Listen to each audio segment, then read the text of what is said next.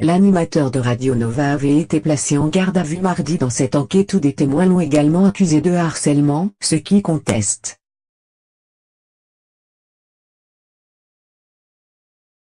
L'humoriste Yacine Bellatar, visé par une enquête pour menace de mort déclenchée par une plainte du comédien Bruno Gaxio,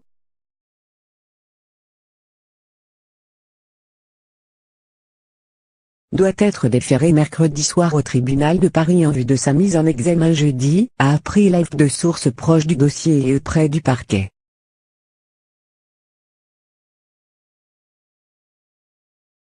L'animateur de Radio Nova avait été placé en garde à vue mardi dans cette enquête où des témoins l'ont également accusé de harcèlement, ce qui conteste.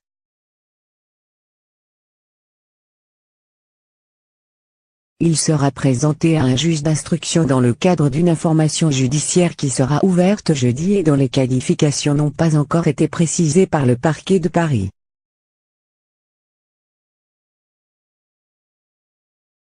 Après son passage devant le juge, Yacine Bellatar, 36 ans, devrait être remis en liberté sous contrôle judiciaire pour la suite des investigations.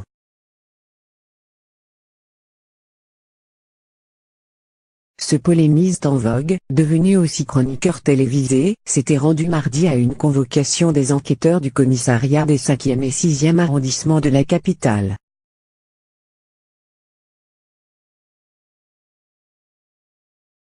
Le parquet de Paris avait ouvert cette enquête préliminaire à la suite d'un dépôt de plainte, le 24 janvier, de Bruno Gaxio, ex-auteur des Guignols de l'info, qui affirme avoir été menacé de mort au téléphone.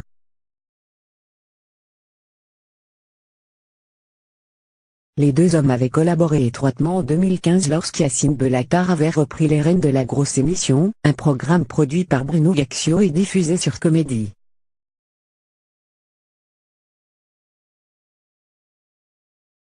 Mais les relations se sont depuis envenimées entre ces deux comédiens très engagés politiquement et qui se prennent régulièrement à partie sur Twitter.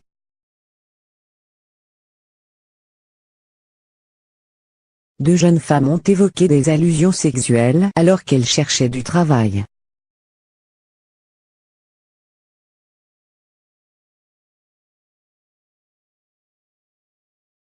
Mercredi, au cours de la garde à vue, les deux hommes ont confronté leur version devant les policiers.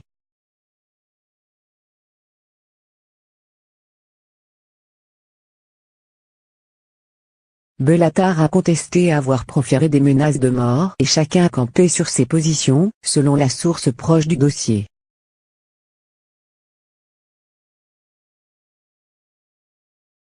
Selon le site d'information Mediapart, M.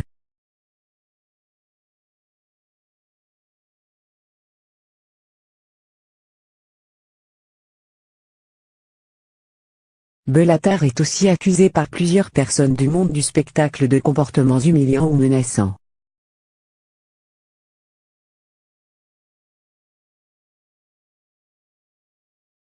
Quatre personnes ont décrit sur procès-verbal des menaces directes.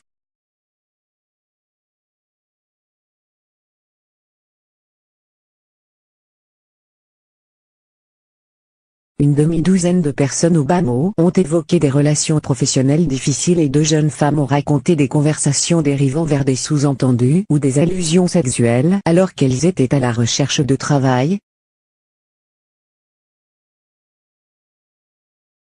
Écrit Mediapart qui dit enquêter depuis fin 2017 sur cette affaire.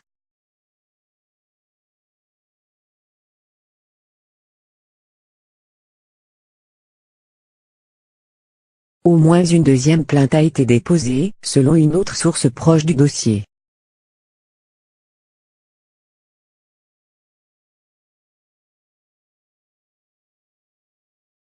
Interrogé par Mediapart, le comédien a contesté les accusations de harcèlement professionnel mais a assumé certains propos reprochés.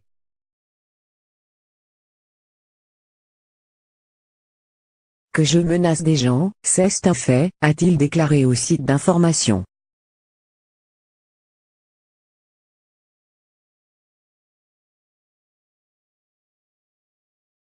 Il y a plein de gens qui en menacent d'autres.